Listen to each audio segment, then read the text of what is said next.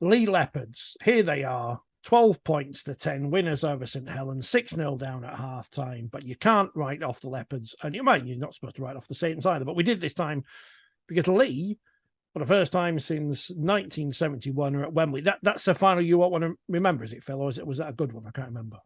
Yeah, that's the first one I was taking to. Thank you for reminding me. But they're back. They're back. We don't need to mention that because that's now banished because Leigh have got there again. So, well, this is a problem as a Wakefield supporter. I know we went back there in 79, but still everyone talks about 68 anyway. We have a different point of reference now. We should talk about the modern Leigh team.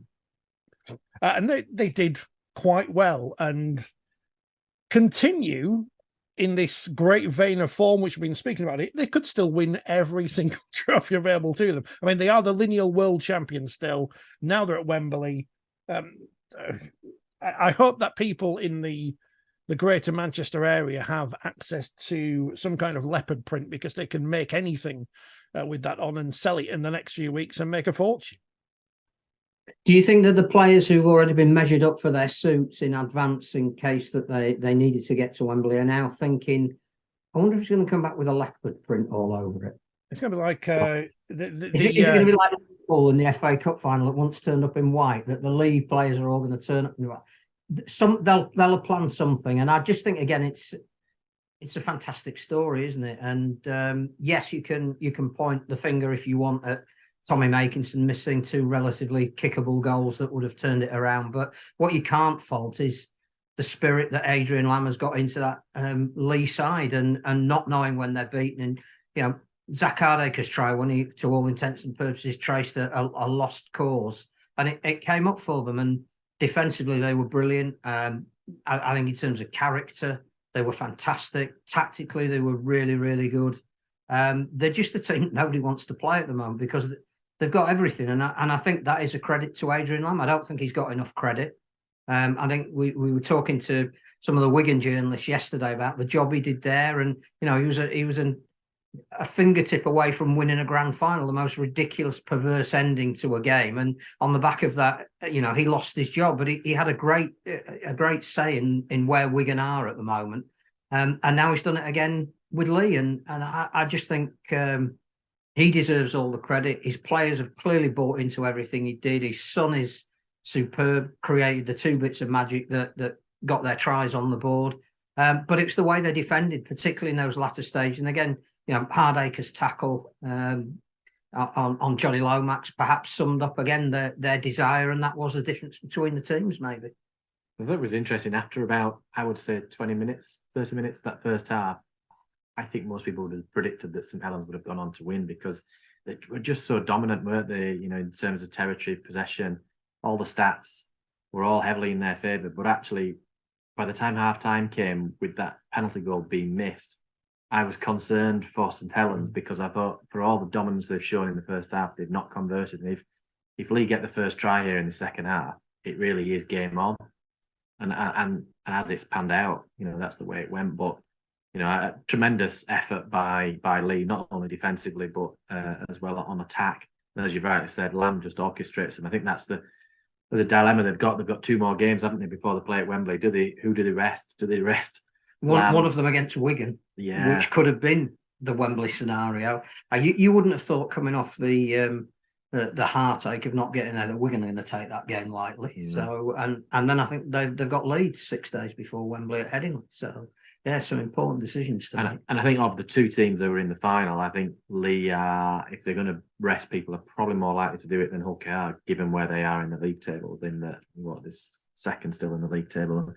Hull are just in 6th on points difference to Salford, so they've probably got a little bit more comfort than Leigh, but a smaller squad, which gives them less options. Yeah. So it will be interesting to see how they approach the next 2 weeks. They will have thought of that in advance. I think they'll know the strategy they're going to adopt. But I think you're right that had Saints gone in 2 scores ahead, now I think that's why that penalty miss was probably more crucial than the conversion at the end.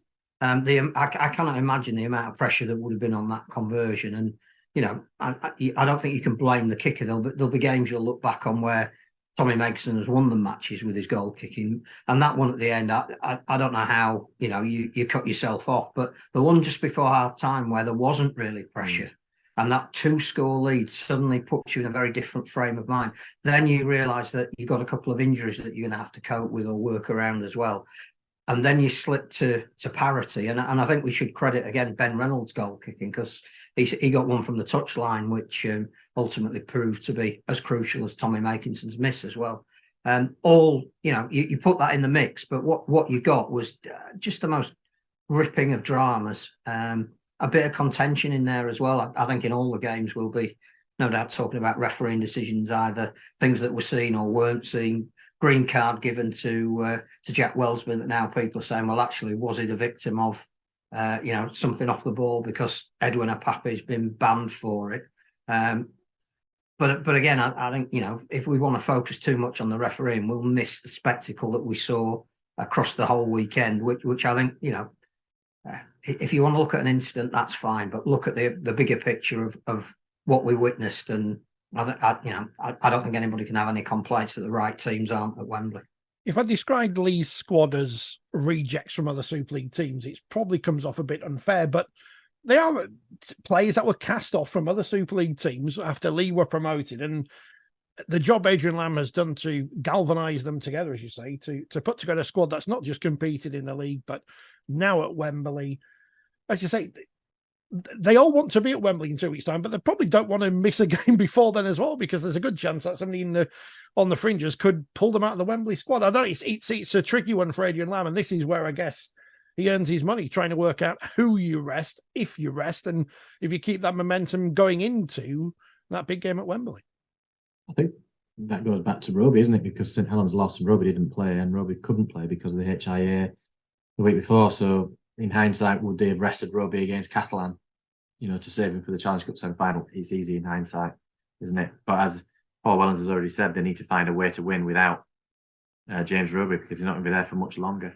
And the interesting thing is, how much disruption was there in knowing that Joey Lussick isn't going to be there either, who may not have been earmarked as a direct replacement for Rugby, but it's very, very rare somebody leaves at this stage in a season to go and play in the NRL.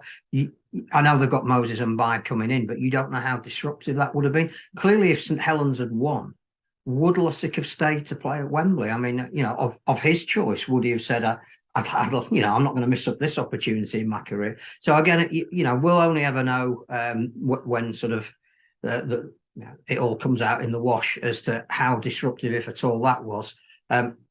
I suspect that Paul Wellens as well knows that Alex Walmsley was playing part of the second half with what looked like a knee injury.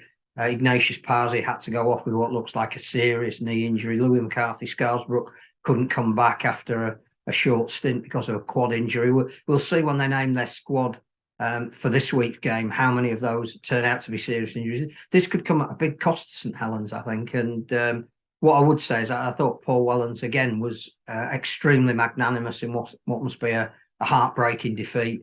And I think he saw again that it was of their own making. That there were some key incidents in the game that turned on the fact that Saints weren't at their very best, their ruthless best.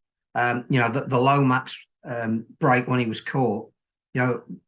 I think as a spectator, you would have put money on him scoring that, which is not to blame him. It's the brilliance of Hardacre in actually getting back to read the play and make the tackle. But how many times have we seen Johnny Lomax come up with a play like that and it win a game for St Helens? So, I think we should focus more on what you've just said. I think it probably is slightly disrespectful to say that Adrian Lamb or Chris Chester picked a team of guys who were in any way rejects from other clubs. I think there were people who deserved a second chance.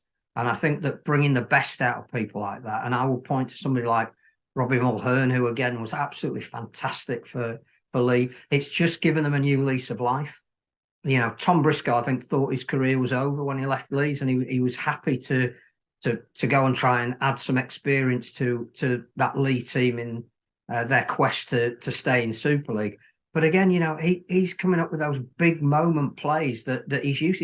He's going back to the place where he is the joint leading scorer at Wembley of tries. Who would have thought that when he signed for Leigh?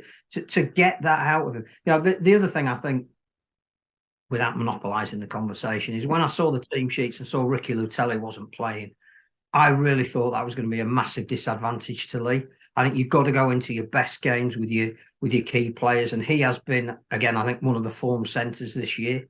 And I thought that's probably going to be a hole that they're not going to be able to cover.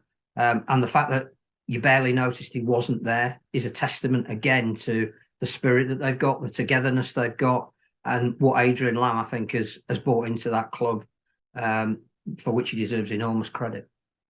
As soon as you mentioned Tom Briscoe, I thought, what is the record for most tries in a final? And then he shares it. 6 in all finals, he with 5 obviously in 2015 and 1 in 2014, with Kevin Ireland, who scored 6 I think for he's got one for Hull as well, so I think he's got 7. Oh, so Wikipedia's wrong. Oh, there you go then. So he may not have done.